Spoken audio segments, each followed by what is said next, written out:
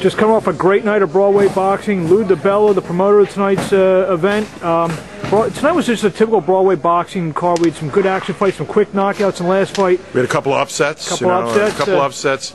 You had a couple of quick knockouts, and you had a classic in the last fight. That Ledesma-Starks fight was unbelievable stuff, and I thought, I'm sitting here, I still got chills because, I don't know how Gary finished the fight, forget about won the fight, but he did win the fight, and I was scoring the fight, and I had him winning the fight because the other kid had him so badly physically hurt. I mean, Gary's face, his eyes basically totally closed. You saw it, it looked like Paulie in the Cotto fight. That kind of injury. Like Gotti in the Wilson Rodriguez fight. Gotti in the Wilson Rodriguez fight. It was like classic performance, classic stuff. And I'm going to hope that Gary takes some time off, but I'd like to see Gary. Gary's sort of like a Gotti figure in that 22-pound division. I'd like to see him get in there with somebody, and mix it up and make a couple of bucks. So even though 1-1, maybe something. 1-1, but I think we've seen this fight and it's brutal enough. Both times. I don't want to see it again. And I think Gary redeemed himself tonight. I think Ledesma's got nothing to be ashamed of. But when you've knocked a guy cold once, you're going to have confidence against that guy. You're going to be up for that guy. Ledesma fighting, knowing that he had a fight with Starks again, Ledesma was his best again.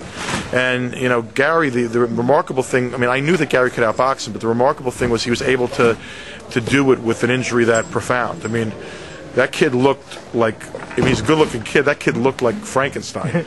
and when people see this fight on television, they're going to get blown away. That was like that's the kind of fight that anyone in this room who saw it tonight will never forget it. Despite Jermain Taylor losing close decision to Pavlik, you've had a pretty good start to 2008 with Malignaggi, Quintana, Berto. I'm missing someone, I think. So far, so good. And even Jermain, I'm proud of his performance. He didn't win the fight, but and I have no problem with the decision. But the decision, if it was 1 point the other way, for Jermain, I don't think anyone would have made a big scene about that either. I think that he came back against a guy that had knocked him, proved that he belonged with that guy, that he was right there with that guy. Mm-hmm. And I think that I read that someone wrote on a website recently that they felt in his last 2 losses he proved almost as much as he proved in a lot of his wins. And you don't want to lose. You don't want to make a habit of it. But I think Jermain came back strong in the Pavlik fight, and I think up at 68 he's going to be a real force. Almost immediately after, there was rumors of Roy Jones. Can you enlighten? I think that I'm going to be talking to Don King, and I think Roy Jones is a strong possibility. We'd have an interest in fighting Tito Trinidad or Mayorga first, and maybe do a 2-fight deal, and fight Tito or Mayorga, fairly soon, early summer, and then I'd love to fight Roy Jones after Jermain's coming off a victory in a big pay-per-view extravaganza in the fall. Okay. But obviously, Roy's back up there now after that victory against Trinidad, and we certainly would consider a Roy Jones fight. Real quickly, a couple of your guys, Quintana, what's next? If Paul Williams elects the rematch and the television network buys it, it'll be the rematch. But I got to tell you, I like Quintana's chances again.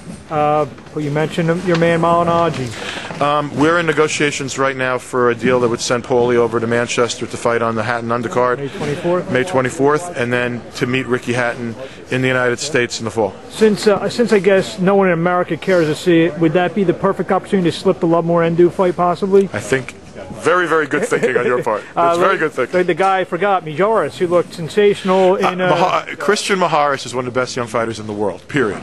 So, we're like, Christian will be fighting probably in Mexico in his next fight, in his home province, probably in May, and then look for him back on HBO or Showtime in the fall. I think Mijares is one of the best young champions in the world. Last but not least, Andre Berto. Andre Berto, this is going to be the year of Berto. Berto will be back on HBO probably in June, and then I look for Berto to fight for a world title this year. Great 2008. We look for more from Lou. Thank you and very much. And I got to tell you something, this was classic. This was a great return for Broadway boxing. It was a great card. And Thank you. When's the next one? May. We'll be back. We haven't set the date yet. We'll be back in May. We'll be watching. Thank you. Thanks, Lou.